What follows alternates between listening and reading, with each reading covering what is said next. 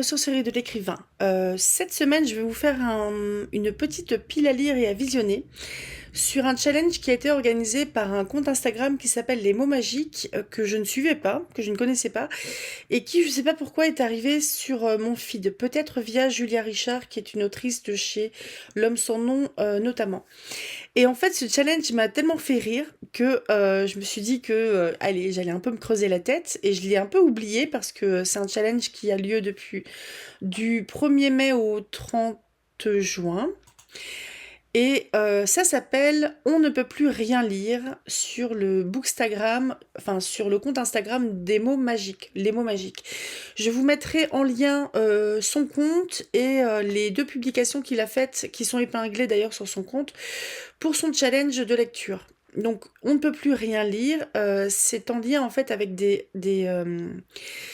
citations qui font un peu grincer des dents de personnages politiques qui sont très, comment dire...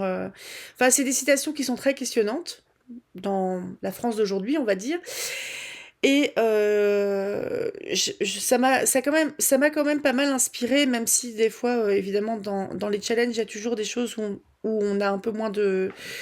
On a un peu moins de grain à moudre, donc on y va un petit peu plus au chausse-pied. Donc je voulais vous proposer une espèce de rétrospective de livres dont j'ai déjà parlé, et il y en a d'autres aussi dont j'ai un peu moins parlé.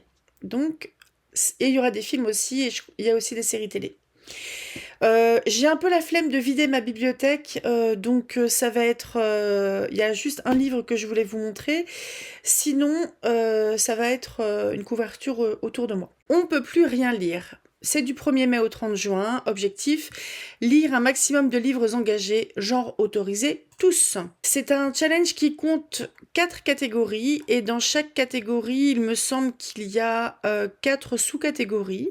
Donc je vous dirai, je vérifie que je dise pas de bêtises. Il y a 3 ou 4 sous-catégories dans chaque catégorie. Donc c'est parti. Catégorie 1, inspirée par la première dame. Après, je connaîtrai pas forcément les citations. On va les sortir, c'est Salcone. Donc, première catégorie. Encore un truc de gonzesse. Et c'est ça qu'on aime. Rôle genré, sexisme, misogynie. Je voulais vous parler de la trilogie d'une nuit d'hiver de Catherine Arden. C'est une trilogie de fantasy qui se déroule dans une Russie médiévale, donc en russe. On est au XIIIe ou XIVe siècle, un truc comme ça. Et on est vraiment bien au nord de Saint-Pétersbourg, si je me souviens bien. Et c'est un pays qui est en guerre. En fait, c'est un pays qui subit les guerres, enfin des raids de population, peut-être mongoles. Je me souviens plus exactement.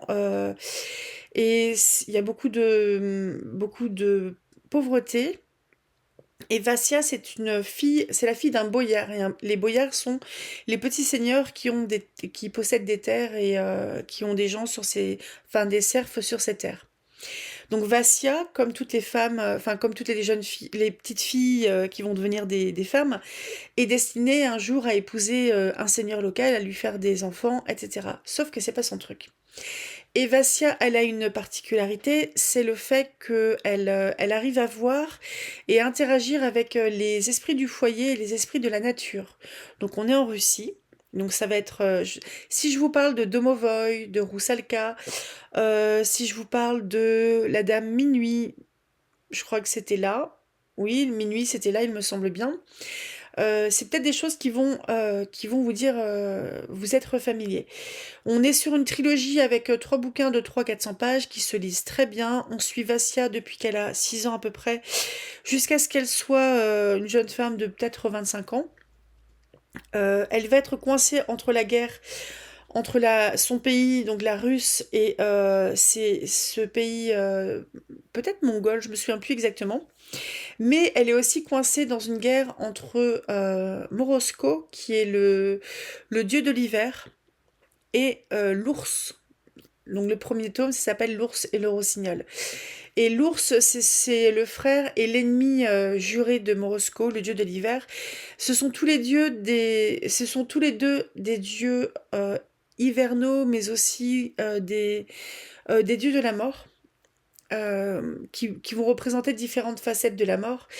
Et on a un petit peu tout ça qui s'intrigue. Et quel est le rapport du coup avec le rôle genré, le sexisme, la misogynie? C'est que Vassia va se confronter, mais alors très fort, à un prêtre dont j'ai oublié le nom, qui représente en fait la culture chrétienne, sans doute orthodoxe, et enfin, qui a une espèce d'attirance et de répulsion pour Vassia, qui n'a pas une beauté traditionnelle, qui surtout a une très grande gueule, qui s'impose et qui ne veut pas du tout du rôle qu'on veut lui attribuer d'épouse etc. Elle préfère aller faire du cheval, elle. Deuxième livre, on est toujours dans de la fantaisie. Le Dieu dans l'ombre de Megan Lindholm. Donc je l'avais dans une jolie collection.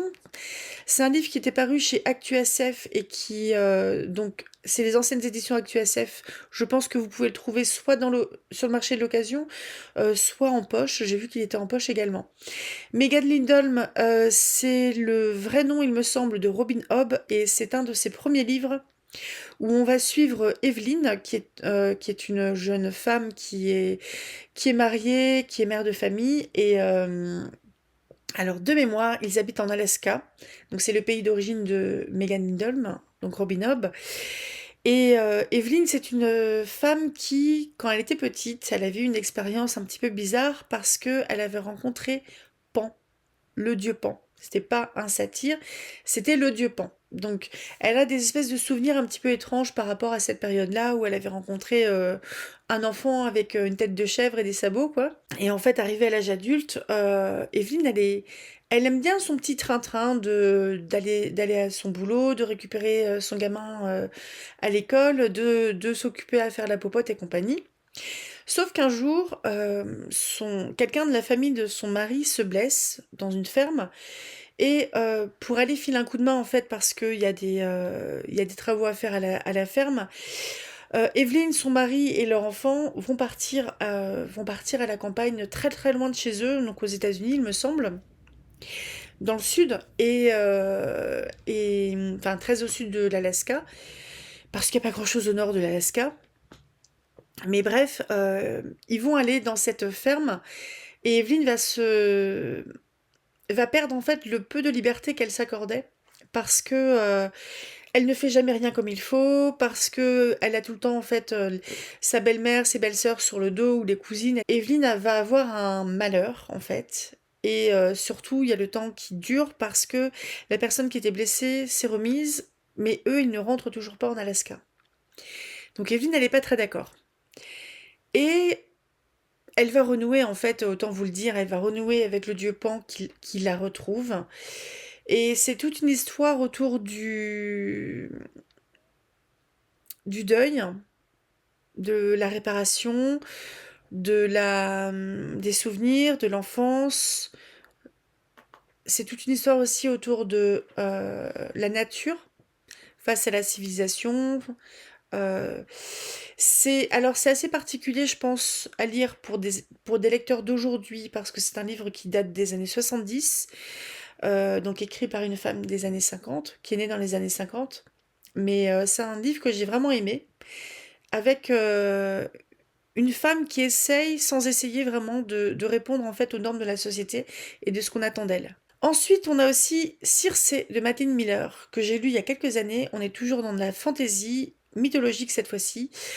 Circé, on est sur une réécriture du mythe de Circé, qui est une sorcière, qui est la fille de Hélios, un titan, qui fait lever le soleil et le fait se coucher. Un titan qui est donc qui est sous le joug en fait des dieux olympiens. Et Circé va être punie parce que je crois qu'elle avait soutenu Prométhée. Prométhée, je crois que c'est celui qui se fait manger le foie. Et elle a voulu lui apporter de l'aide, sauf que ça n'a pas plu. Et pour ça, on l'a punie et on l'a enfermée entre guillemets sur une île qui est à elle. Et on l'a privée en fait de tous ses semblables. Sauf que Circé, c'est la fille d'un titan, donc c'est aussi une déesse. Donc elle a un temps infini devant elle parce qu'elle ne peut pas mourir. Et elle va un peu prendre en grippe les hommes parce qu'elle va rencontrer notamment Ulysse, qui essaye de rentrer à Ithaque après la guerre de Troie. Et Circé, en fait, cette place qu'on lui donne de punition, c'est en quelque sorte la libérer. Parce que c'est là qu'elle va avoir la plus grande liberté, en fait, dans cette... elle n'a pas une île qui est immense non plus, mais elle n'est pas sur un caillou. Et c'est une sorcière. C'est la première sorcière qui a existé dans la mythologie grecque, il me semble, parce que je crois que la première phrase de ce livre, quand je suis née, le mot désignant ce que j'étais n'existait pas. Je vous avais dit qu'il était à côté. Et c'est vraiment une très très belle histoire. Franchement, on a un portrait de femme qui est vraiment qui m'a vraiment touchée quelque part. On a une espèce de portrait de résilience aussi qui est vraiment très fort. C'est vraiment, enfin, il y a une plume qui est très forte aussi. Et Madeleine Miller a aussi écrit Le Chant d'Achille, qui est une très belle histoire entre Achille et Patrocle, racontée surtout du point de vue de Patrocle. Et elle a écrit aussi sur Pygmalion et j'ai oublié le titre de cette nouvelle, mais je pense que c'est une plume à suivre. Et enfin, dernier livre, toujours dans les rôles genrés, sexisme, misogynie, un petit peu quelques évocations de Circé entre guillemets.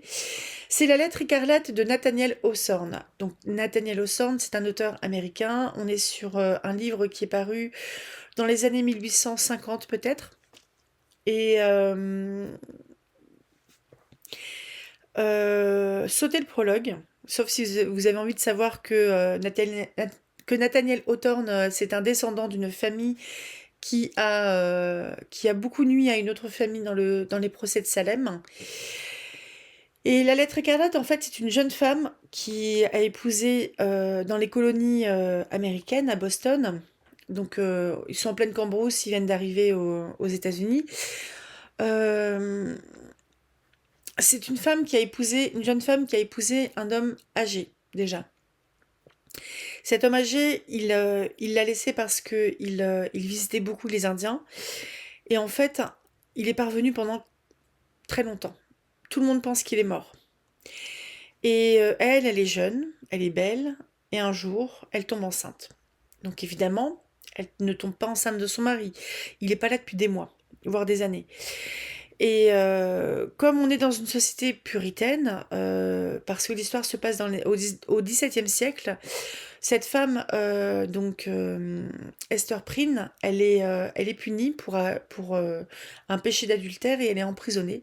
Et sa fille, Pearl, va naître en prison. Esther va porter un premier secret, c'est l'identité du père de sa fille, qui ne va jamais, très tard, se révéler. Et elle va toujours garder ce secret. Et elle vit dans une société où elle est condamnée à porter une lettre écarlate, un A, qui signifie adultère, pour qu'elle porte en fait cette honte. Donc toute sa vie, on voit la pointer du doigt comme la femme qui a trompé son mari, qui est peut-être mort, hein, sauf qu'on ne sait pas s'il est mort, il n'y a pas de corps. Donc elle n'est pas veuve techniquement. Et je peux vous le dire parce que c'est dans le premier ou deuxième chapitre, mais en fait son mari va revenir au moment où Esther elle est exposée sur l'estrade du pilori. Donc elle n'est pas non plus mise dans les bouts de bois, mais enfin elle est exposée sur une estrade où il y a un jugement, il y a le prêtre et compagnie, le juge, je ne sais plus exactement qui en gros dit qu'elle a passé 3 mois en prison, qu'elle a accouché de sa fille, etc., que c'est la honte, etc. Et en fait, Esther reconnaît son mari dans la foule. Et personne ne reconnaît son mari parce que ça fait quelques années qu'il n'est plus là. Et c'est le deuxième secret qu'elle va porter. Parce que son mari va lui dire, ne dis à personne que je suis revenue. Et il va aussi dire, moi, je vais retrouver qui est je ne vais jamais faire de mal à ta fille. Je ne vous ferai jamais de mal à vous deux. Mais je vais retrouver son père et je vais me venger. Vous imaginez le poids sur les épaules d'Esther. Et Esther, en fait, qui est tellement stigmatisée, etc., elle va passer toute sa vie à servir sa communauté. Elle va faire la toilette des morts, elle va garder les enfants malades, elle va s'occuper de la personne âgée qui peut plus récolter ses légumes dans son jardin. Elle fait des travaux de couture pour tout le monde. Et elle vit à l'écart de la communauté, à la lisière, un peu dans les bois. C'est c'est absolument génial. Je vous conseille vraiment, vraiment, vraiment ces quatre histoires sont vraiment ces quatre histoires sont vraiment exceptionnelles. Deuxième sous-catégorie, il faut séparer l'homme de l'artiste ou pas. Hein. Donc on est sur Female Rage, culture du viol, patriarcat. Je vais vous parler de trois histoires différentes. C'est Rescapé de Fiona Kidman. On est au 19e siècle en Nouvelle-Zélande. On est un petit peu sur une histoire qui peut ressembler à la lettre écarlate parce que, et c'est une histoire vraie, qui est documentée, on a un personnage féminin qui a été marié tôt à un baleinier, donc quelqu'un qui avait une station baleinière, c'est-à-dire qu'ils allaient chasser les baleines et il les dépeçaient sur la plage, entre guillemets, et donc c'est quelqu'un qui était plutôt aisé. On est au début de la conquête, entre guillemets, de la Nouvelle-Zélande. On a des populations maoris qui sont pas franchement amicales. Et à un moment, les Maoris, en fait, ils en ont marre d'avoir les Blancs qui sont en train de tout piller et de tout piller chez eux. Donc, je sais plus exactement dans quelles circonstances, mais la jeune femme va être enlevée. Peut-être bien avec son gamin d'ailleurs, un enfant de 3 4 ans, pas très vieux. Et elle va passer des mois dans une tribu maori aux côtés d'un homme. Et quand elle va être libérée, en fait, il y a tout le poids de la société qui dit oh, est-ce qu'elle a été fidèle à son mari? Donc pareil, elle va subir en fait ce stigmate, ces suppositions. Je sais plus exactement ce qu'il en est, mais on a un portrait de femme qui est absolument génial. Ça peut vous mettre mal à l'aise parce qu'on a c'est une femme qui a été mariée alors qu'elle était adolescente, mais c'est un mariage qui est heureux. C'est un mariage où l'un comme l'autre sont amoureux. Lui, il avait une trentaine d'années, elle devait avoir 16 ans. Et j'ai trouvé que c'était vraiment une belle histoire. C'est l'histoire pour laquelle Fiona Kidman a eu une bourse pour faire ses recherches. Et c'est vraiment une très très jolie histoire. J'ai un autre bouquin de Fiona Kidman à lire d'ailleurs. Ensuite, là c'est chaud. Fleurs du désert de Waris Diriye.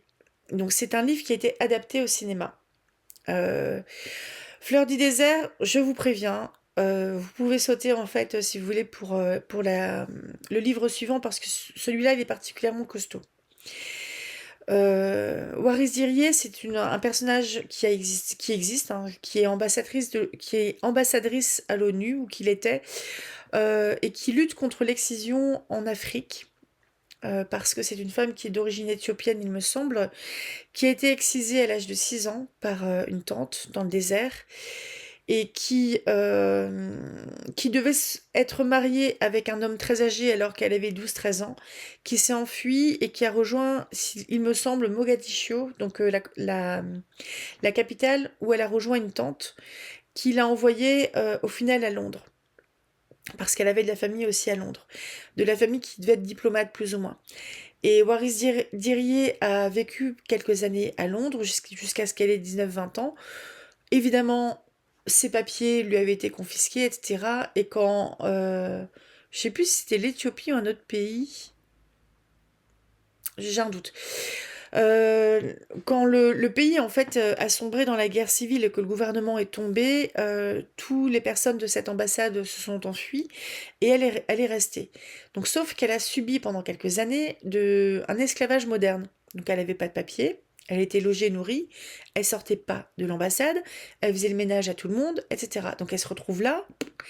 Elle a en gros un sac plastique avec juste de quoi changer dans un pays étranger et elle ne parle pas la langue.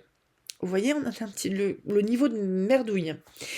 Et elle se retrouve donc à la rue, dans un pays qu'elle ne connaît pas, dont elle ne parle pas la langue, et elle va tomber sur une jeune femme qui va lui filer un coup de main, et un jour, en fait, parce que donc l'excision, ça provoque des douleurs immenses lors des règles. C'est priver la femme de plaisir lors du sexe. Et Waris Dierier, du coup, va parler de tout ça comme si c'était complètement normal à la fille qui est devenue une amie qui l'a accueillie. Oh, je respire. Et quand la fille apprend ce que c'est, qu'elle ne comprend pas très bien, et que d'un côté, Waris, elle dit, mais on t'a pas coupé, toi? Et que la fille lui dit, mais c'est quoi? Montre-moi. Qu'elle lui montre.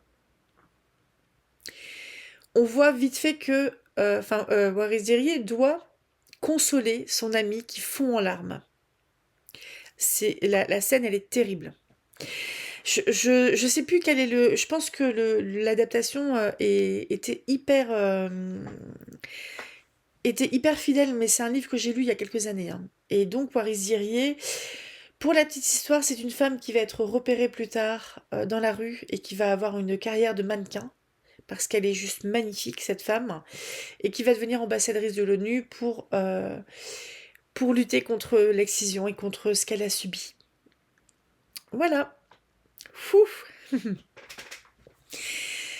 Alors, on va passer dans un autre genre de patriarcat. C'est un livre que j'ai pas lu mais que je voulais vous montrer et que je vous en reparlerai d'ici quelques mois. C'est Contes et légendes d'hiver de Merima Eilestrom. Donc ça, c'est la version... C'est un livre en auto-édition. Ça, c'est la version collector qui est disponible sur sa boutique.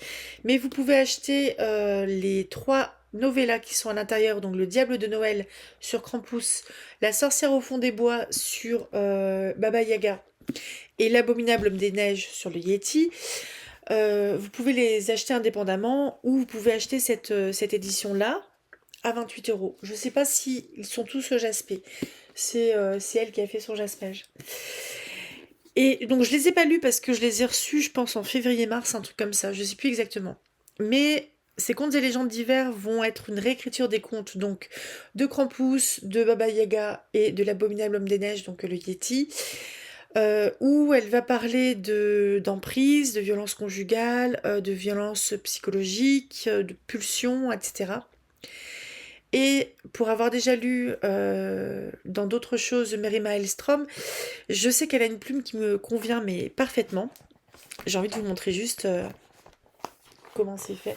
Vous voyez, c'est quand même vraiment un beau livre qui est... Pardon. Vous avez des en-têtes de chapitre, un petit flocon pour la page. Je suis en train de perdre mes petits mots de remerciement. Et donc, je vous en reparlerai d'ici quelques temps, mais c'est vraiment une lecture qui m'attire. Moi, ça m'intrigue. Sous-catégorie suivante. Il est temps de réarmer la France. Et qui va les élever, ces petits soldats?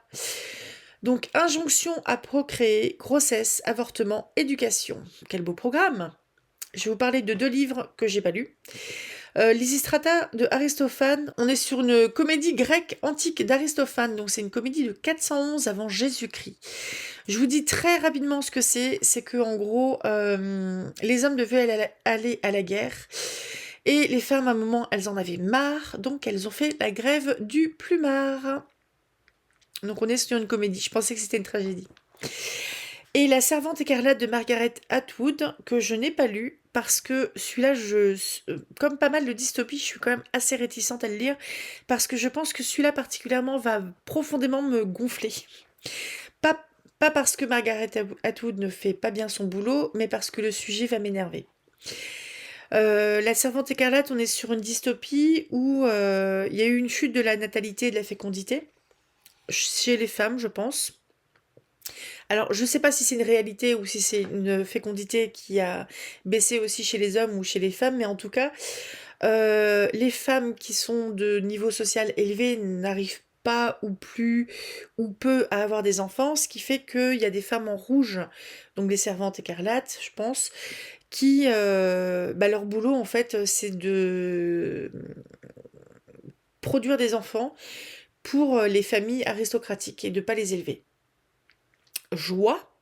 Donc la suite, c'est les testaments. C'est donc La Servante écarlate et les testaments sont tous les deux adaptés en série télé que j'ai pas vu. La Servante écarlate, on est sur une série de peut-être 3 ou 4 saisons et les testaments, il y a une première saison qui vient de sortir. Je sais pas s'il y en aura d'autres, mais je vous conseille fort d'aller voir ce qui se fait de ce côté-là. Et tous les échos que j'ai en général de Margaret Atwood, on est quand même sur du bon. Donc voilà. Deuxième grosse catégorie, chacun sa merde. Première sous-catégorie, ça va, on a tous nos problèmes. Ça doit être dur d'avoir tes privilèges. Handicap et validisme, bienveillance, solidarité. Là, je crois qu'on est, pour Mexican Gothic de Silvia Moreno Garcia, on doit être un petit peu au chausse-pied de mémoire. Non, on a de la bienveillance et on a de la solidarité. Le handicap, j'ai un petit doute. Un petit peu. Mexican Gothic, c'est l'histoire d'une femme qui... c'est deux cousines en fait qui ont été élevées ensemble parce que l'une des cousines est orpheline. Et elles sont vraiment comme des frangines. Donc il y a une des cousines qui a épousé un lord anglais qui a une mine dans la montagne au Mexique. C'est un livre qui se passe au Mexique dans les années 50. Et donc l'autre cousine qui n'est pas mariée, qui a son papa et compagnie, c'est une jeune femme qui fait la fête, qui vient d'un milieu privilégié, qui a de l'argent, c'est la belle en gros, la belle de la ville. Et sauf qu'à un moment, le père de cette femme-là reçoit des lettres de la cousine qui est mariée qui sont un peu bizarres. Elle dit que les murs l'écoutent, qu'elle se sent surveillée, qu'elle a peur de sa belle famille, etc. Donc le papa, il demande à sa fille d'aller vérifier si la cousine qu'il a élevée va bien ou pas. Et je crois qu'elle s'appelle Noémie, ou Noémie, la, la belle en gros qui va aller vérifier si sa cousine va bien ou pas. Au début, elle se dit, c'est vrai qu'elle est bizarre. Et au bout d'un moment, elle va se dire, c'est vrai qu'il se passe des choses bizarres ici. Et au bout d'un moment, elle va se dire aussi, c'est vrai que je me sens bizarre. On est sur un livre vraiment où je pense que ça peut faire partie du réalisme magique, si je me trompe pas. Je suis pas hyper calée là-dedans, mais on retrouve tous les codes du gothique. On retrouve une fille qui est, enfin vraiment les belles de l'époque, quoi, avec qui qui fume, qui boit, qui fait la fête, qui danse, qui ouvre sa bouche, etc. Donc très bien. Et elle va se retrouver dans un milieu qui est pas mal étriqué, dans un village qui commence à mourir parce que les mines, en fait, il n'y a plus rien dedans. Et elle se rend compte aussi que les villageois, ils ont un peu peur de cette famille. Donc il y a des trucs bizarres, en gros. Je voulais vous parler aussi du Soliste, c'est un super film. Le Soliste, c'est un film de 2009 avec Robert Downey Jr. et Jamie Foxx, de Joe Wright. Je vous dis juste le pitch de Wikipédia. Fasciné par la musique que Nathaniel Ayers, un SDF schizophrène, arrive à produire avec un violon n'ayant que 2 cordes, Steve Lopez, chroniqueur au Los Angeles Times, va à sa rencontre et gagne la confiance de cet homme qui, apprend-il, a étudié le violoncelle à la Juilliard School de New York 20 ans plus tôt avant de perdre pied. On est sur un journaliste de mémoire qui est en plein divorce ou un truc comme ça va pas trop quoi. C'est vraiment une période de sa vie où ça va pas. Je pense que sur un plan professionnel, c'est pas terrible non plus. Et ce violoniste qu'il va rencontrer, ça va être un petit peu son scoop. Peut-être le moyen de relancer sa carrière. Il va vouloir aider cet homme-là, Steve Lopez, Nathaniel Ayers, pardon. Sauf que, il n'a pas trop envie d'être aidé, cet homme-là. Et surtout, c'est quelqu'un qui est en rupture thérapeutique, qui n'a pas de traitement, qui n'a pas de suivi thérapeutique, qui est complètement instable sur un plan émotionnel. C'est quelqu'un qui hallucine, c'est quelqu'un qui est très paranoïaque parce que la maladie suit son cours. Et donc, les relations vont pas être évidentes. Et ce que voulait faire en gros Steve Lopez va se transformer quelque part parce qu'il va essayer d'apprivoiser cette personne qui s'échappe en fait, qui lui échappe. Et je me souviens que c'était un très très beau film. que ça présentait très bien d'ailleurs la maladie mentale, la maladie psy et le côté, le côté délirant et puis à quel point c'est pas évident à la fois pour la personne qui est malade et pour les personnes qui essayent de les accompagner. Ensuite, deuxième sous-catégorie, c'est dans ta tête tout ça. En vrai, j'aimerais bien. On est sur le handicap invisible, neuroatypie, santé mentale. Là, je vais vous parler de 3 livres. Alors déjà, chez les sœurs Brontë, je vous dis rapido, Les Hauts de Hurlevent. Personne ne va bien dans ce putain de bouquin. Les Hauts du Hurlevent, on a un papa qui, un jour, ramène chez lui, où il est marié, il a un fils aîné qui a une dizaine d'années, une fille qui a 7 ans par là, et il ramène un petit gamin qu'il a trouvé dans un fossé à Liverpool, il me semble. Ils habitent en pleine Cambrousse, au Haut du Hurlevent. Donc tout le monde est ravi d'avoir un nouvel enfant à la maison, sachant que c'est potentiellement peut-être un petit gitan, peut-être un métis esclave. Et cet enfant va devenir le préféré du père. Donc évidemment, ça passe pas trop avec le frère, enfin avec le fils aîné, etc. Les enfants grandissent, la maman meurt, le papa meurt. Et quand le fils aîné se retrouve à la tête de la famille alors qu'il est adulte, ça va. Enfin, il rétrograde assez rapidement son frère adoptif au rang de serviteur. Il le fait dormir dans la grange. Il lui fait faire des travaux difficiles. Donc vraiment, tout ce que Heathcliff avait gagné avec son père adoptif, il le perd avec son frère adoptif. Ce qui fait qu'il n'est pas très content. Et il a une relation amour-haine avec Catherine, donc sa sœur adoptive, où tantôt, enfin, ils sont tout le temps fourrés les uns, enfin, fourrés l'un avec l'autre, mais ils s'aiment et ils se détestent, et c'est tout le temps comme ça. Et en fait, Catherine va arriver un peu à l'âge où Catherine va arriver à l'âge où elle est en âge de se marier. Et en fait, elle fait le petit calcul suivant, c'est que Heathcliff, elle aime très fort, mais Heathcliff, il a rien, donc il peut rien lui apporter. Donc elle, comme c'est une belle fille, le voisin va la demander en mariage, Linton. Et Linton, ça tombe bien, il a du pognon. Et Catherine se dit que ça peut être une bonne occasion pour... Elle le fait aussi pour aider Heathcliff. Quand Heathcliff apprend ça, il se casse. Il revient quelques années plus tard, avec pour but de se venger de son frère adoptif, qui entre-temps est devenu un gros alcoolique parce il a perdu sa femme, qu'il aimait très fort. Il veut pas s'occuper de son gosse parce qu'il est complètement noyé dans l'alcool et il tyrannise tout le monde. Et on est vraiment sur des gens qui vont de mal en pis, qui s'aiment très mal et qui se font du mal. Jane Eyre de Charlotte Brontë, donc la frangine de Emily, sœur aînée.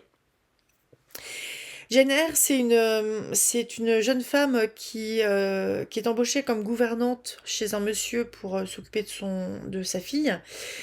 Et j'ai le souvenir, en fait, parce que je l'ai pas lu, ou alors je l'ai écouté il y a longtemps. Non, je crois que je l'ai pas lu, je suis pas sûre. Et monsieur Rochester, si je me trompe pas,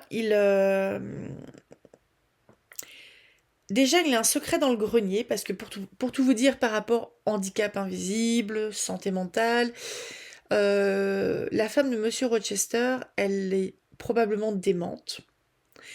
Elle est dangereuse pour elle-même, ce qui fait qu'elle vit dans le grenier qui a été capitonné et qu'elle a une servante qui est H24 avec elle pour s'en occuper. On ne sait pas plus que ça parce que, après, je pense que Monsieur Rochester, on ne sait pas en fait. Le seul truc qu'on sait, c'est ça. Donc, soit Monsieur Rochester, il fait ce qu'il peut avec cette femme qu'il aime très fort, mais qu'il n'y a rien de toute manière. Il n'y a rien à cette époque-là, à part la mettre en hospice. Donc, il veut pas. Et il fait vraiment ce qu'il peut. Sauf que ce monsieur-là, il drague un petit peu au passage aussi Jane Eyre, qui n'a pas sa langue dans sa poche. Et j'ai le souvenir que... Enfin, Jane Eyre, c'est vraiment un super personnage. J'aimerais bien lire un petit peu...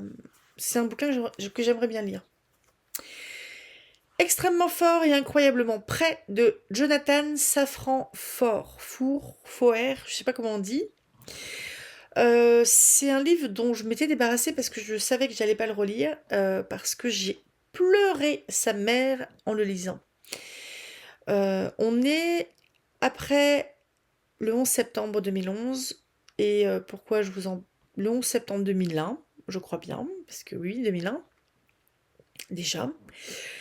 Et on est avec un petit garçon qui doit avoir eu 10 ans, un truc comme ça, qui a l'air franchement de présenter une neuroatypie, trouble du spectre autistique, je pense. Très ritualisé, qui compte beaucoup, très intéressé, plein d'intérêts spécifiques, etc. Bon, c'est mes vagues souvenirs, hein. Et le problème, en fait, c'est que ce petit garçon, son père, il est mort dans les tours du 11 septembre. Et ce petit garçon et sa maman, ils ont beaucoup de mal à s'en remettre. Et à un moment, ce garçon va casser un vase chez lui et trouver des lettres comme des indices que son père lui faisait en fait des espèces de chasse au trésor. Et ça va le mener à faire plein de choses à l'extérieur de chez lui pour aller rencontrer des gens qui vont lui dire quelque chose, etc. Et tout ça, en gros, c'est pour l'occuper, pour qu'il pense à autre chose qu'à son deuil. C'est vraiment top. Tu manges bien à la cantine, toi. Tu vas surtout manger mon poing dans ta face, toi. Grossophobie, corps différent, agisme, transformation corporelle. On va parler de Requiem for a Dream de Darren Aronofsky. C'est un film que je ne reverrai jamais de ma vie parce que j'ai pleuré sa mère. Très rapidement, Requiem for a Dream, on est sur des problématiques de toxicomanie, d'addiction, où vous allez voir des gens qui plongent là-dedans allègrement jusqu'à ne plus pouvoir s'en sortir. Il y a une maman, il y a son fils, il y a la compagne de son fils et il y a le meilleur ami du fils. Par rapport à la grossophobie et l'agisme, on va être du côté de la maman. Donc la maman, son but, parce qu'elle se rend absolument pas compte en fait que son fils, sa belle-fille et le copain de son fils sont en train de plonger allègrement dans les drogues. Et elle est assez isolée, je crois qu'elle est à la retraite, elle s'ennuie un petit peu, etc. Et elle est tout le temps fourrée devant la télé, devant les émissions pour les pilules magiques pour faire maigrir. Et ce qu'elle veut, c'est rentrer dans sa petite robe rouge qu'elle portait quand elle était jeune, qu'elle avait 20 ans. Sauf qu'elle a plus 20 ans, elle doit en avoir plus de 60. À tes souhaits, mon grand. Bah, voiture. Donc elle a plus 20 ans. Et donc elle va commencer à gober tous ces cachetons qui vont la rendre malade, qui vont effectivement lui faire perdre du poids et qui vont vraiment, vraiment, vraiment la faire sombrer. On va aller jusqu'aux électrochocs. Hein. J'en dis pas plus, je vous laisse le bonheur de découvrir ce film-là. C'est un film qui est superbe. La bande originale, pardon, est magnifique, mais je ne le regarderai plus jamais de ma vie. Je voulais parler aussi de Alter de Carbone. Je vais en parler très rapidement parce que c'est une série télé que j'avais commencé à regarder, mais j'ai pas fini. Et j'ai pas lu les livres. Donc Alter de Carbone, on est sur un univers futuriste où en gros les riches ont la possibilité de insérer leur esprit dans un corps neuf. Donc ils sont toujours les mêmes personnes, mais dans des nouveaux corps. Et ce qui fait que les riches ne vieillissent plus, parce qu'ils trouvent toujours le nouveau corps magnifique et compagnie. Et je crois même que les pauvres aussi pouvaient comme ça vendre leur corps pour les mettre peut-être dans le coma ou quelque chose comme ça, et pour que leur famille ou leurs proches touchent un pactole, par exemple. Et il y avait toute une histoire d'enquête et compagnie. J'avais trouvé ça pas mal, il faudrait vraiment que je m'y replonge. Donc voilà, faudrait que je crois que c'était une série de SF, peut-être 2 ou 3 livres, je me souviens plus exactement. Je vais vous dire de qui c'est. Donc c'est Carbone modifié, donc Altered Carbon, roman noir de science-fiction de Richard Morgan, 2002. Donc c'est un livre unique, pardon. Et le film, c'était... la série télé, elle faisait 2 saisons. Et c'était sur Netflix. Je ne sais pas si ça l'est encore. Je vous mettrai dans la barre d'informations. Ensuite, catégorie 3, c'est la cour des miracles ici. Première catégorie avec l'accent. Première sous-catégorie avec l'accent. C'est contre nature en réponse. Le genre, c'est une construction sociale. Donc la LGBT-phobie et représentation LGBT. Je vais vous parler surtout de représentation. Heartstopper de Alice Oseman. Donc c'est une série de comics ou romans graphiques. J'en lis pas beaucoup, donc j'ai peut-être pas forcément les bons termes. Mais c'est aussi une série télé. J'ai regardé, il me semble, que la première saison. Et d'un œil un petit peu sceptique, et en fait, j'ai adoré. Et de quoi ça parle? On est dans un lycée, on a un garçon qui avait été, il me semble, déscolarisé un moment parce que il y avait des problématiques de troubles du comportement alimentaire. C'est un garçon qui est anorexique, il me semble, qui est homosexuel, qui avait fait son coming out, et à la suite de ce coming out, il avait subi du harcèlement. Et tout ça est un petit peu intriqué. On a en fait un garçon qui a une vulnérabilité. Et il va rencontrer et tomber amoureux de... je sais plus si c'est le capitaine, mais en tout cas c'est un joueur de rugby qui est beau, qui est fort et qui est gentil, et qui va peut-être découvrir qu'il est peut-être bisexuel. On est dans un univers où ils sont... Enfin, dans un univers que j'ai trouvé très doudou. Ils ont une amie qui est une femme trans. Donc c'était un garçon qui est devenu une femme. Et ils étaient vraiment tout mignons comme ça, à prendre soin les uns des autres. C'est vraiment trop chou. Après, ça aborde aussi des thématiques de santé mentale qui sont pas évidentes. Ça aborde les réseaux sociaux, c'est le côté lycée et compagnie. Souvenez-vous, le lycée, c'était merveilleux. Donc c'est vraiment, il y a un côté très chouchou, très doudou. Je vais vous parler d'une série télé aussi, c'est Sense8 des sœurs Wachowski. Donc c'est une série télé de 2015. De 2 saisons. L'histoire tourne autour de 8 personnes réparties à travers le monde qui deviennent soudainement connectées sur les plans intellectuels, émotionnels et sensoriels. La série explore des thèmes que les réalisateurs pensent être généralement ignorés par les séries de science-fiction, notamment la politique, l'identité, la sexualité, le genre et la religion.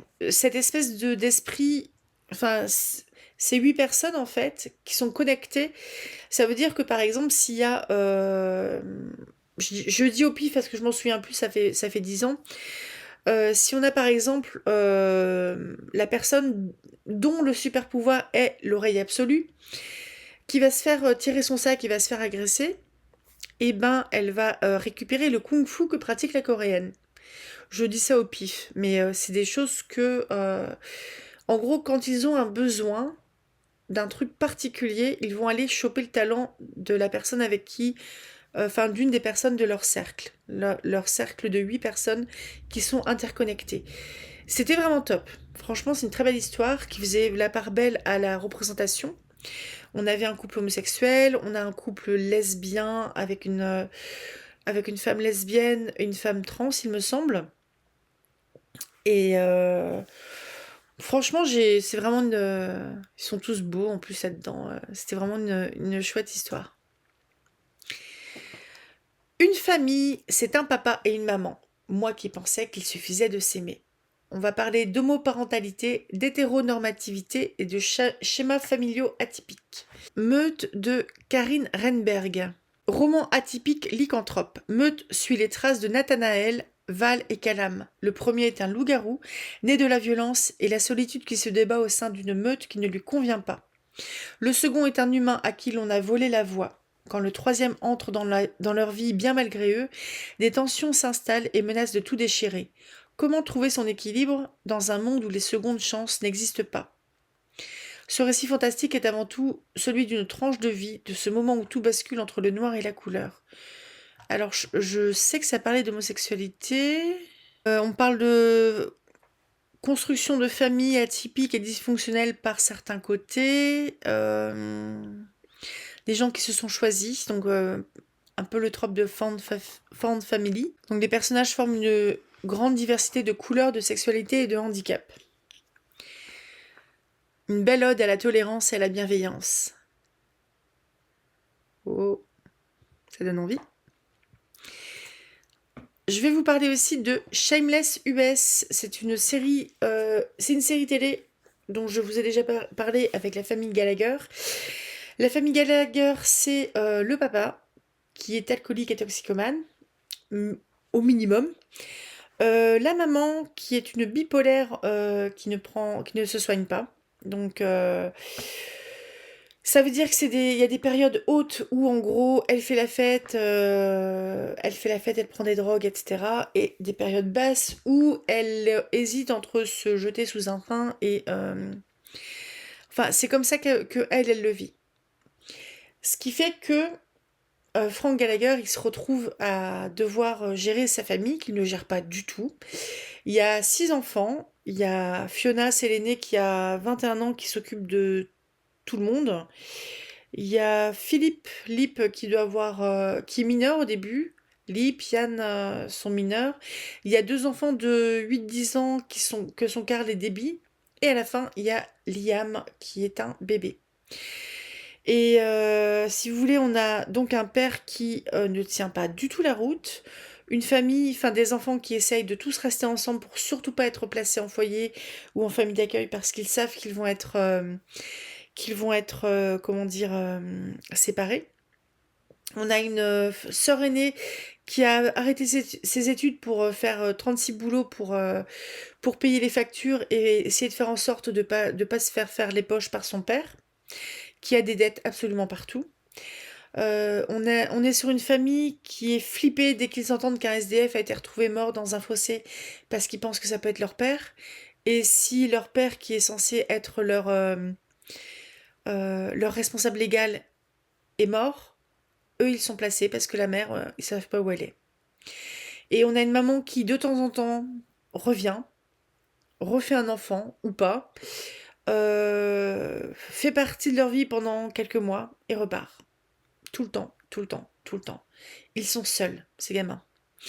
Et c'est une très, très chouette série. Il y a qui va être drôle, qui va vous rendre triste, qui va vous rendre en colère, qui peut, je pense, être assez...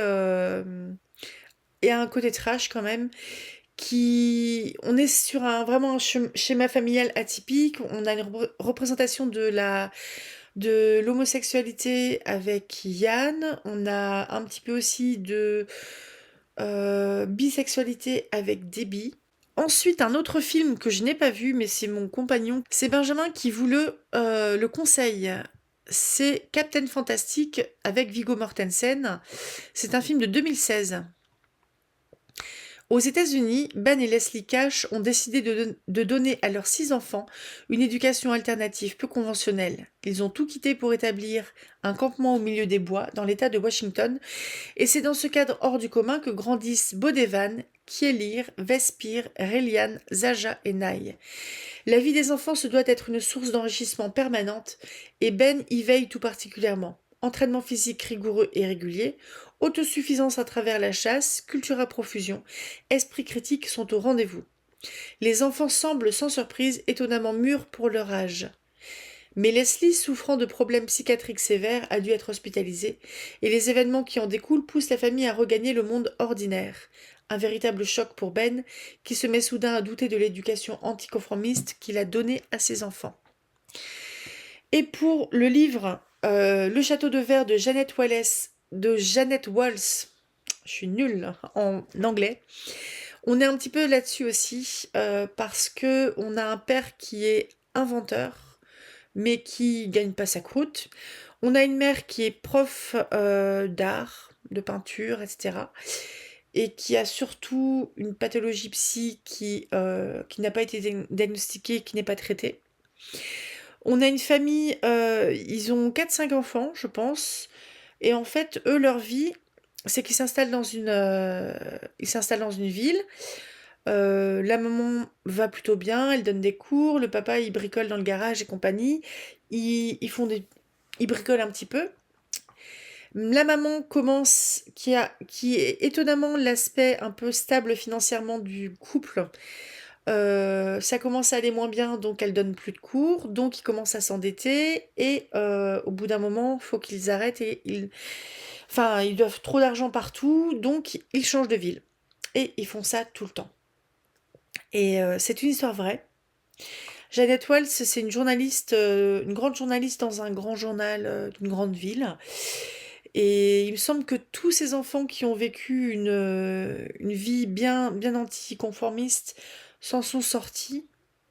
Peut-être tous, peut-être pas, je ne me souviens plus exactement, mais il me semble qu'ils se sont quand même globalement bien sortis de ça. Parce qu'ils ont des parents qui se sont tellement marginalisés qu'ils ont fini à la rue. Et des parents qui étaient, je pense, tellement pas dans la réalité que finir à la rue, en fait, c'était pas plus mal que ça, quelque part. Donc il y a un sentiment de décalage qui est assez énorme par rapport à ce qu'on imaginerait en fait d'une vie de famille et de vouloir vivre une vie normale. Mais c'est pourtant un roman qui est plein d'amour. J'ai vraiment aimé ce bouquin-là. Catégorie suivante, vous nous fatiguez avec votre bien-pensance. Ça doit être nous le problème, oui. Engagement, justice sociale et dénonciation. Je pensais à Hunger Games de Suzanne Collins.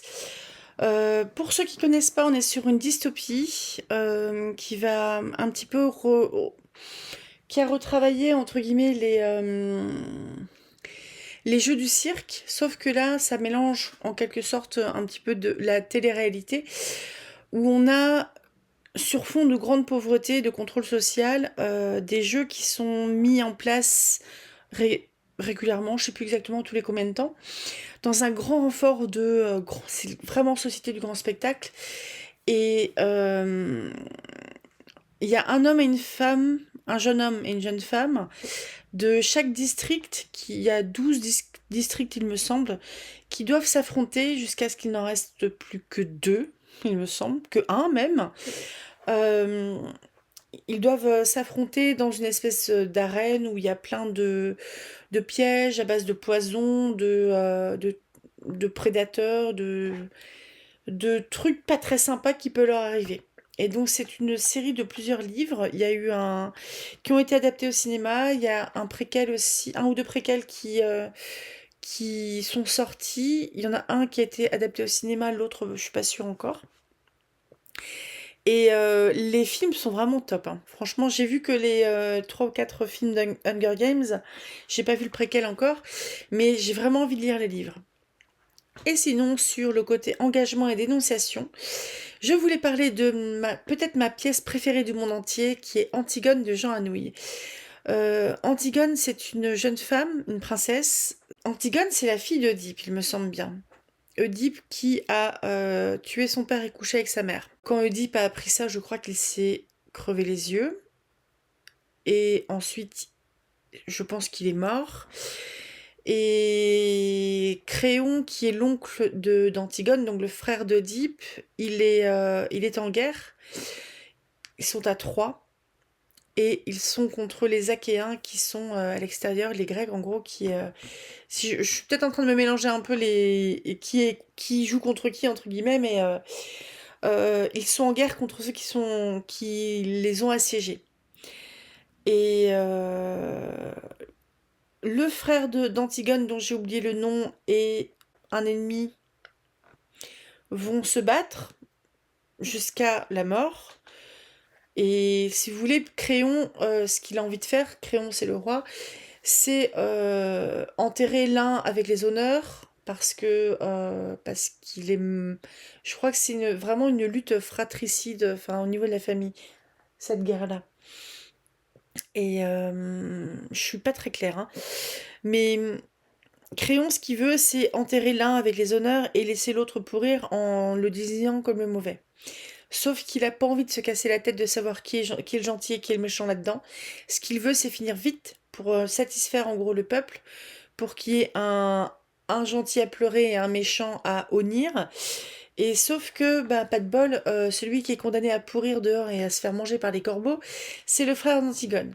Et en Créon, il a ordonné à tous ses sujets que personne n'aille rendre de rite en fait sur le corps qui est laissé à pourrir dehors, exposé, et que personne ne l'enterre. Et en fait, Antigone va le faire plusieurs fois. C'est une toute petite bonne femme qui refuse de dire, qui dit non. C'est une toute petite bonne femme qui dit non et qui va continuer à affirmer son nom. On est à fond dans une tragédie, donc ça ne finit pas bien. Mais c'est une très belle histoire. Dernière sous-catégorie, l'IA c'est l'avenir. Tant que c'est pas ton boulot qui est menacé. On va parler d'éthique, d'IA et de robots et d'environnement. Alors, quelque part où il y avait une très jolie IA, gentille, peut-être, c'est Collision par temps calme de Stéphane Beauverger. C'est aux éditions La Volte, il me semble. Dans cet univers-là, futuriste, on a l'IA qui sert vraiment les humains. Ce qui fait que les humains sont déchargés d'une grosse partie de leur charge mentale, à savoir à penser quand il faut faire les choses, quand faire le ménage, est-ce que je fais le ménage, oui ou non, etc. Il y a plein de trucs dont ils ne doivent plus s'occuper parce que l'IA s'en occupe. L'IA, elle a un nom particulier d'ailleurs, je m'en souviens plus. Je crois qu'ils avaient une espèce de formulation particulière pour remercier l'IA. Un truc qui faisait presque sectaire, vous voyez. Et pourtant, Collision par temps calme, cette collection-là, c'est une utopie. Donc on n'est pas sur l'utopie qui est un lieu qui n'existe pas, c'est la signification de l'étymologie du mot. On est sur une utopie, sur le lieu meilleur, entre guillemets. Donc on est sur un vrai lieu qui existe et qui est le meilleur. Il y a un gars, si vous voulez, il est marié avec un gars, il a une fille qui est jeune adolescente, et sa sœur jumelle va arriver. Euh, et va complètement bouleverser en fait son quotidien qui est quand même très plan-plan. Je me souviens plus de tout, je vais être très confuse, mais en gros, le projet de sa sœur, c'est de disparaître de l'IA. Et effectivement, si vous voulez, c'est comme si dans le monde, l'IA s'occupait, entre guillemets, de 95% du territoire, et dans les 5% qui restent, ceux qui sont coupés du monde, vivent ceux qui ont décidé de ne pas faire partie d'un monde gouverné par l'IA. On est quelque part dans une espèce de résistance. Mais cette espèce de résistance, ça fait aussi qu'on a des gens euh, qui sont un petit peu à affronter la nature, seuls, et qui, s'il leur arrive un problème, personne ne viendra les aider. Parce qu'il n'y a aucun moyen de communication. Il n'existe plus. Si ces gens-là vivent dans les 5%, je dis 5%, mais c'est peut-être moins, mais de monde qui n'est pas contrôlé par l'IA, ils n'existent plus. Ils sont en dehors. Et je ne sais plus exactement les motivations de cette femme, mais elle avait découvert quelque chose qui... c'était pas un défaut, c'était un genre d'écho. Comme si, en fait, je pense que les IA, elles se le font à se répéter, entre guillemets, les unes les autres. Les IA. Comme un disque, en fait, qui est rayé et qui sonne de plus en plus mal, entre guillemets. Je suis pas très claire, hein. Et on était sur un truc comme ça, sur une réflexion où elle est peut-être pas si parfaite, cette IA. C'était assez intéressant. C'est un tout petit bouquin, franchement, il est vraiment très sympa. Et sinon, par rapport à l'environnement, c'est un film Ghibli que j'ai vu il y a très longtemps, qu'il faudrait que je revoie. C'est Princesse Mononoke. C'est mon préféré du monde entier de Ghibli. Princesse Mononoke, on a un garçon qui va rencontrer une fille qui est élevée par des loups. On est dans un univers où Il existe des animaux qui sont beaucoup plus grands que les animaux normaux, qui sont en quelque sorte des esprits ou des dieux. Et cette gamine-là, elle a été élevée par une espèce de déesse louve qui a aussi, il me semble, deux loups de taille normale, qui sont ses enfants. Et San est en quelque sorte sa fille. Et on a une opposition entre la nature que représente San, ses loups, la forêt, et la ville de Dameboshi, qui, je crois qu'il fabrique du charbon, il fabrique des armes, il coupe des arbres, etc. Et Dameboshi, elle a pour but de raser au final la forêt pour pouvoir creuser dans la montagne, etc. Et capturer le cerf. Sauf que le cerf, c'est pas un cerf normal, et c'est peut-être pas tout à fait un dieu normal. Peut-être que c'est pas une très bonne idée d'aller capturer le cerf. Mais je vous laisse regarder un petit peu ça peut être... C'est assez éloigné quand même de notre grille de lecture très occidentale de la nature et de tout ce qui touche au religieux, mais je trouve ça vraiment top. Dernière grande catégorie, on a encore le droit de s'exprimer. Avec d'abord les fake news, il y a pourtant pas mal de preuves. On va parler de mensonges d'État, de théories du complot et de censure. J'ai pensé à un film et un livre qui a été adapté au cinéma que j'ai lu et qui a une suite en comics. On va d'abord parler de Fight Club de Chuck Palahniuk, donc qui est aussi un film qui est sorti il y a longtemps avec Edward Norton et Brad Pitt. Et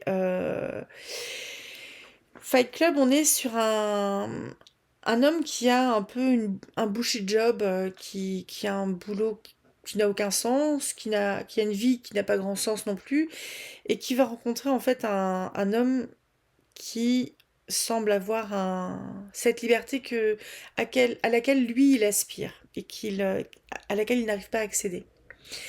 Fight Club, ça commence aussi par la mise en place d'un club où des hommes, le soir, le week-end, je sais plus exactement, commencent à se foutre sur la gueule pour un peu se sentir vivant. Et peut-être que ça va un petit peu échapper à tout le monde, tout ça. Grave.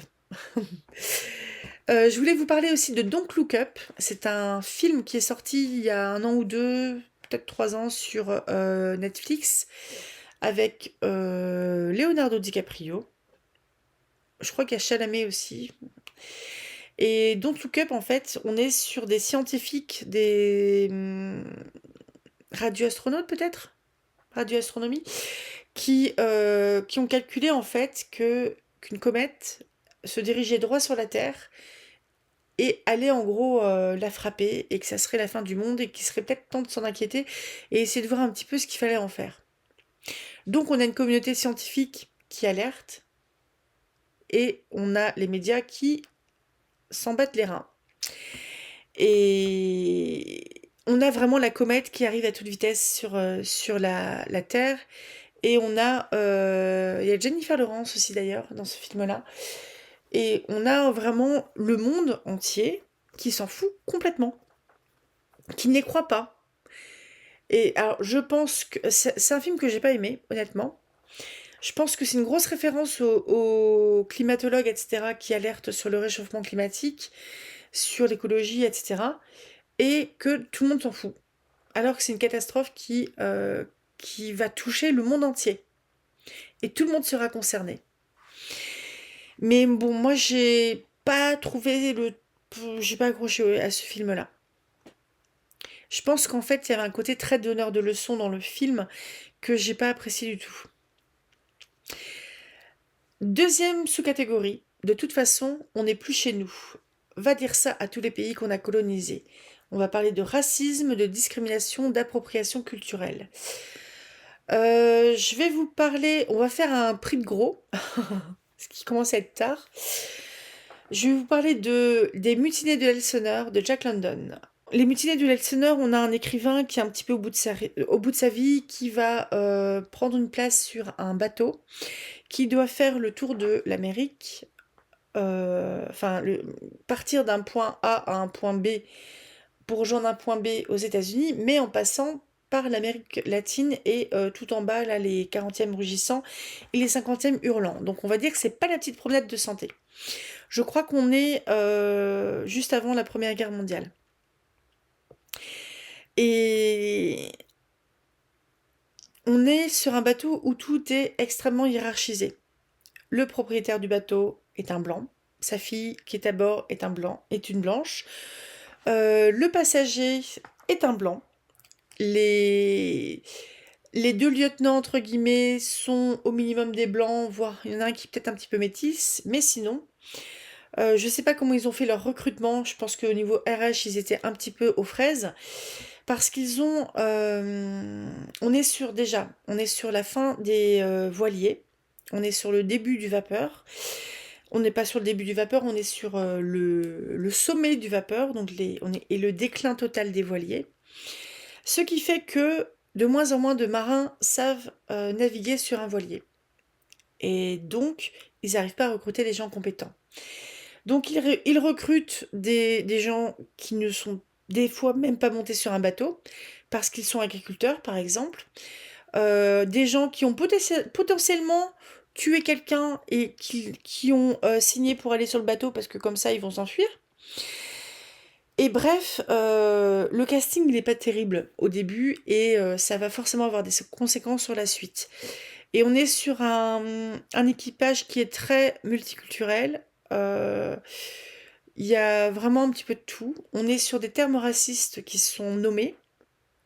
Et on est sur... il y a même des théories de médecine coloniale. Ces théories-là ont été utilisées pendant la guerre 39-45 et pas du bon côté, si vous voyez ce que je veux dire. Mais c'est quand même un très bon bouquin pour moi, très bien écrit, qui ne laisse pas indifférent. Je sentais pas tellement la dénonciation, mais connaissant Jack London, on est plutôt quand même là-dedans. Et c'était vraiment c'est un bon bouquin, et c'est sans doute le livre le plus sombre de Jack London, qui n'est pas non plus un gai luron. Deux nouvelles qui vont traiter de l'esclavage. Tamango de Prosper Mérimée et Tombouctou de Guy de Maupassant. Tamango, on est sur un négrier qui va aller faire ses courses en Afrique pour remplir une dernière fois son bateau et pour gagner plein de thunes et vendre tous ses esclaves sur des plantations aux Caraïbes et prendre sa retraite. Ça, c'est le projet. Tamango, c'est c'est le gars qui a réuni, c'est le noir qui a réuni tous ces esclaves qui vont être vendus. Sauf qu'à un moment, Tamango, qui s'est beaucoup alcoolisé avec l'eau de vie que le capitaine lui fournit, il est pas content, il tape sa femme, il veut plus de sa femme, il veut la tuer, tout ça. Donc le capitaine dit: ah, je vais te l'acheter, elle est jolie. Et le lendemain, Tamango, il a des cuvées, et il se dit: oh merde, mais qu'est-ce que j'ai fait? Donc il veut aller récupérer sa femme, et ça va tourner vinaigre. Mais c'est une nouvelle qui est dure, je trouve.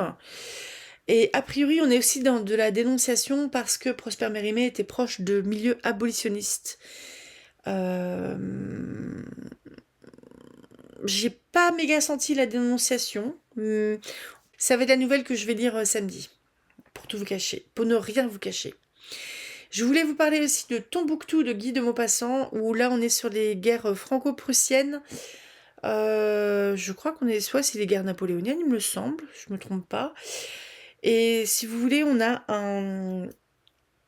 a des soldats qui sont un petit peu en déroute, qui vont reconnaître un soldat africain, donc des colonies, dont ils n'ont jamais été foutus de réussir à prononcer le nom, et qu'ils ont appelé Tombouctou parce que je crois qu'il venait de là. Ou c'est ce qu'ils ont compris. Tombouctou, il est méga gentil, il les aide, il leur file à bouffer, c'est le petit boy, entre guillemets. Et On a une société qui est méga hiérarchisée entre les blancs qui donnent des ordres et Tombouctou qui est le gentil gars. J'ai pas aimé cette nouvelle. Je crois que j'arriverai pas à en dire plus. Je vous parle très rapidement d'American History X, un film de Tony Kaye qui est très dur. Peut-être avec Edward Norton aussi. J'ai l'impression que j'ai envie de le caser dans tous les films, lui. American History X, on est dans le milieu du suprématisme blanc américain. On a deux frères qui vont finir en prison, je crois, l'un comme l'autre. Le frère aîné, il est à fond dans le milieu du suprématisme. Suprémacisme, je sais plus comment ça se dit. Et c'est un homme qui a tué un Afro-Américain et qui est en prison pour ça et qui sans doute n'en sortira pas. Et je crois pas me souvenir que... Enfin, il n'était pas dans un état où il y avait la peine de mort, je crois pas. Et on est peut-être sur le petit frère qui va essayer de se sortir de là. Peut-être. Je m'en souviens plus, ça fait très longtemps. Un documentaire que je vous conseille très fort, c'est l'Odyssée inversée, des papous qui viennent visiter la France et qui se rendent compte que, à l'Élysée, il me semble, c'est donc là qu'il est l'or que tous les Blancs ils ont pris dans notre pays. Je me suis sentie toute péteuse en voyant ce documentaire qui est vraiment super tip-top. Avant-dernière sous-catégorie, et les violences contre la police, on en parle. Tu vas me faire pleurer. Violence policière, autoritarisme, violence de classe. Je vais vous parler de deux séries télé très rapidement. The Shield, c'est une série télé de 2000 à peu près. On est sur des violences policières carrément, parce qu'on est sur des flics qui sont pourris. Mais peut-être que ces flics, au moins certains, ont de très bonnes raisons de faire des choses très mal, très mauvaises. Et je voulais vous parler aussi des Peaky Blinders, parce que violence de classe, on y est, violence policière aussi. Les Peaky Blinders, c'est une famille de gitans, des Tinkers, des gitans irlandais, qui... les hommes sont tous revenus de la Première Guerre mondiale, tous plus traumatisés les uns que les autres, et ils reprennent leur boulot de bookies. Les bookies, c'était ceux qui tenaient les bureaux de paris illégaux pour les courses de chevaux. Donc on est dans la petite délinquance qui va commencer à monter jusqu'au sommet. Et on est vraiment dans les violences de classe parce qu'ils sont méprisés par rapport à leur origine sociale. Ils sont méprisés par rapport au fait qu'ils mènent des activités criminelles. Et c'est quand même une bonne série. J'ai toujours pas vu le film qui clôt tout ça. J'ai pas envie de la quitter. Dernière sous-catégorie. Ils sont pas innocents non plus, plus que les gens qui les massacrent a priori. On va parler de conflits armés, négationnisme et génocide. C'est un bon petit programme pour la fin, franchement, pour finir en beauté. Mais là, je vais être plus rapide. Je vous parle de Chant d'amour pour l'Ulster de Jim Morrison. C'est une pièce de théâtre, une longue pièce de théâtre que j'ai vue et que j'ai lue parce que je l'ai étudiée pour mon bac en 2001. Dis-donc. Donc Chant d'amour sur l'Ulster, ça va parler de la guerre qui a opposé les Irlandais qui étaient du côté des Anglais et les Irlandais qui étaient du côté de l'Irlande. Et je me souviens qu'il y avait une réplique qui avait complètement interrogé l'absurdité en fait de cette guerre, de toute guerre. C'est qu'en fait, les gens qui se battaient, ils se battaient contre des gens qu'ils connaissaient. Et sauf que les gens qu'ils connaissaient pouvaient ne pas porter leur propre uniforme, pouvaient porter les couleurs de l'uniforme adverse. Et il y avait un soldat, qui s'est rendu compte qu'il avait tué quelqu'un qu'il connaissait et qui expliquait en fait à sa veuve: mais j'ai pas tué sur bidule, j'ai tué sur l'uniforme parce que c'est ce qu'on m'a demandé de faire. Et c'est vraiment une pièce de théâtre qui m'a marquée, que j'ai vue aussi, que j'ai vue représentée à Quimper dans le temps, qui était vraiment chouette. Dernier livre, donc un recueil de nouvelles, Le silence de la mer de Vercors. Je vous en ai déjà parlé, je pense. On est sur un recueil de nouvelles de Vercors Vercors, c'est le pseudonyme de l'auteur dont j'ai oublié le nom. C'est la toute première publication des éditions de Minuit dans un contexte particulier parce que les éditions de Minuit, on était sur une maison d'édition clandestine qui s'est montée un peu à l'époque où la France était occupée, avait déjà capitulé face à l'Allemagne qui avait gagné la guerre en 40. Et les éditions de Minuit sont nées dans ce contexte-là, avec les intellectuels qui voulaient continuer à entretenir la flamme et continuer à entretenir, entre guillemets, la résistance qui se formait. Et Vercors, en fait, c'est un des fondateurs des éditions de Minuit, et il a écrit un recueil de nouvelles qui ont pour la majorité pour contexte la Seconde Guerre mondiale. Vercors, il me semble qu'il était juif d'ailleurs, je suis pas sûre. Le silence de la mer, particulièrement, c'est une nouvelle qui m'a marquée, qui a été adaptée à la télé, enfin au cinéma il y a longtemps. Je vous laisserai regarder. Le silence de la mer, en fait, on est sur un huis clos avec un oncle, un oncle et une nièce qui vivent tous deux dans une ferme. Et on est dans une époque de restrictions et tout ça, donc ils vivent continuellement dans le salon pour pouvoir vivre dans la pièce qui est chauffée et où ils cuisinent, etc. Donc ils dorment là, ils vivent là. Parce qu'ils ne vont pas chauffer les autres pièces parce que ils ont plus de moyens de se chauffer, etc. L'oncle, c'est une personne qui est âgée, la nièce, c'est une femme qui est jeune, qui est belle. Et ils vont devoir héberger un officier de la Wehrmacht, donc c'est l'armée régulière allemande. Et cet homme-là, il n'est pas très à l'aise d'occuper en fait une chambre à l'étage qu'ils ont été obligés de lui donner, cet oncle et cette nièce.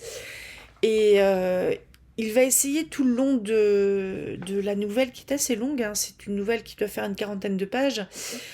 Il va essayer de sympathiser avec eux en disant à quel point, déjà ils parlent leur langue. C'est quelqu'un qui est cultivé, qui a lu des auteurs français et qui est amoureux de la culture française et qui a peut-être un petit coup de cœur pour cette fameuse nièce. Et en fait, l'un comme l'autre, l'oncle comme la nièce, lui oppose un silence mortel. Il ne le calcule pas du tout. Et à un moment donné, en fait, cet officier allemand, qui est sans doute un petit peu idéaliste, va se rendre compte que du côté de l'Allemagne, ils sont peut-être pas tout blancs, et que il pensait amener en quelque sorte une espèce de civilisation meilleure à la France, pour se rendre compte que c'est pas terrible du tout. Et il va demander du coup à être envoyé au front, ce qui est une démarche où concrètement il fait ça pour terminer sa vie, parce qu'il ne supporte plus que l'idéal en fait qu'il avait mis sur cette guerre et sur son pays soit complètement bafoué, et qu'il il a l'impression de s'être fait qu'on lui a menti, etc. C'est vraiment une nouvelle qui m'avait profondément marquée, que je vous conseille de lire. Il n'y a pas de violence, il n'y a pas de violence psychologique, on est juste sur un homme et une femme français qui sont obligés d'héberger leur ennemi.